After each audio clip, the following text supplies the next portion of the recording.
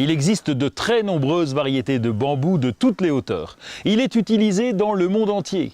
Il est parfait pour tous les jardins à condition de maîtriser la plantation. Il y a deux grands types de bambous, les traçants et les non traçants. Les traçants, comme leur nom l'indique, peuvent faire des rhizomes qui vont jusqu'à 10 mètres du pied-mère.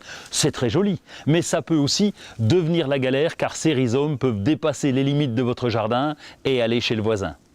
Pour éviter cela, vous pouvez installer une bâche anti-rhizome pour bien délimiter la plantation. Ou alors, planter le bambou dans un grand pot, comme pour ce Philostachys aurea. Et au jardin, pour être tranquille, planter un Fargesia par exemple, il est non traçant. Les bambous peuvent pousser à l'ombre ou au soleil, ils ont besoin d'un arrosage copieux à la plantation. S'il est en pot, il faudra bien arroser, et en particulier en été. Une plante en pot est dépendante de son jardinier. Les bambous ont un feuillage persistant, mais après l'hiver, de nombreuses feuilles sèchent et tombent au sol. C'est une situation normale, rassurez-vous, ça repoussera.